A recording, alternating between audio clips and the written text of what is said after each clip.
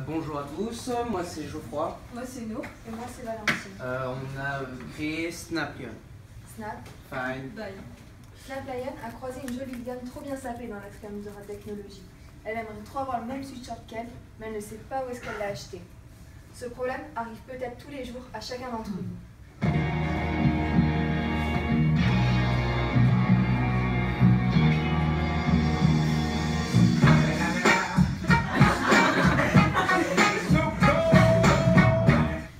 Exactement, Snaplion. C'est une application mobile, Android et iOS et un site web. Le concept, c'est de trouver et acheter un habit grâce à l'appareil photo de son téléphone dans n'importe quelle circonstance. Les personnes concernées sont toutes les personnes qui sont équipées d'un smartphone. L'opportunité est énorme avec les 6 millions d'acheteurs mobiles en France en 2015. 21% du chiffre d'affaires des leaders français en 2015 est dû au commerce du mobile. Et 93% de l'utilisation mobile est destinée à des recherches pour les produits et les marques. Donc comment ça marche? D'abord on a une version Snap où l'utilisateur peut prendre une photo au moyen de l'appareil photo ou du téléphone et l'application reconnaît le produit et propose à l'utilisateur un comparateur de prix, une géolocalisation des magasins proches qui le vendent, une disponibilité dans les stocks et une livraison express avec un coursier comme Uber. Puis l'application le redirige vers le site numérique du marchand où lui propose un itinéraire pour aller vers le magasin via Google Maps. Il y a ensuite la version Shazam. C'est exactement le même concept que pour la version Snap, sauf qu'au lieu d'importer une photo, l'utilisateur a juste à énoncer ses besoins via le micro du téléphone. Si on n'a pas trouvé l'habit, si le produit n'est pas encore référencé, un utilisateur peut lui-même créer une nouvelle fiche produit avec toutes les informations requises. Et la marque peut aussi faire de même avec un accès premium. Elle peut ajouter des contenus éditoriaux comme des articles de blog, des vidéos, etc. Et si le produit n'est plus en stock, l'utilisateur va recevoir une notification sur son mobile une fois le produit à nouveau en stock. Fonctionnalité supplémentaire, avec la fidélisation du client, il y a des bons de réduction et des ventes flash qui sont proposés au client en fonction de son historique de navigation et de transactions sur l'application. Il y a aussi les recommandations sociales. Les utilisateurs de la plateforme postent leurs avis qui est vu par les autres utilisateurs de l'application afin d'orienter le consommateur vers un acte d'achat plus compatible avec ce dont il a besoin. L'intérêt pour les clients, c'est que ça fait économiser leur temps et leur argent, et du coup c'est plus pratique. Et il y a aussi une dimension communautaire, étant donné que c'est la communauté qui écrit les avis.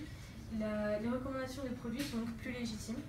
Et pour la marque, c'est une nouvelle plateforme de distribution, donc plus de visibilité pour celle-ci, et une nouvelle plateforme de communication, avec les contenus éditoriaux et la plateforme sociale.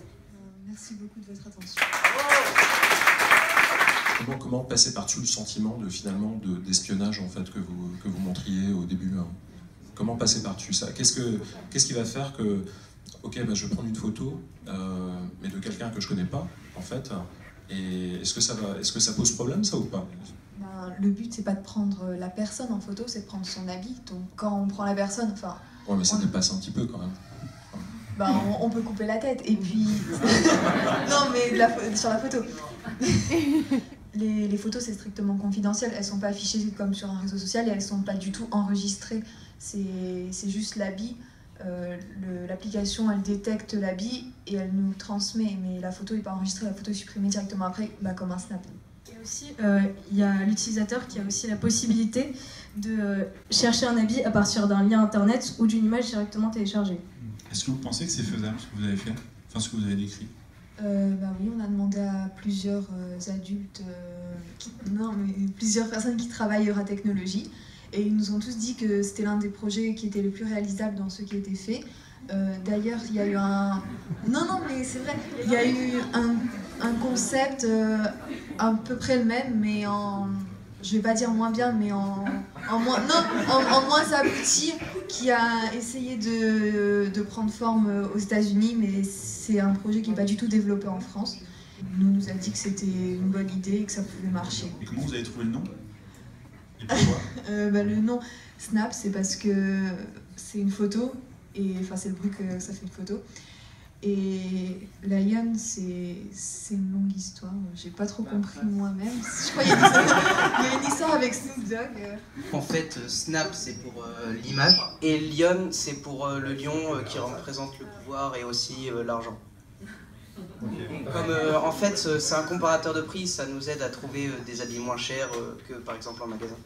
Moi, je tenais à dire que le logo, bah, c'est Nour qui l'a fait elle-même, et c'est elle qui l'a dessiné et elle l'a super bien fait. Donc, Bravo!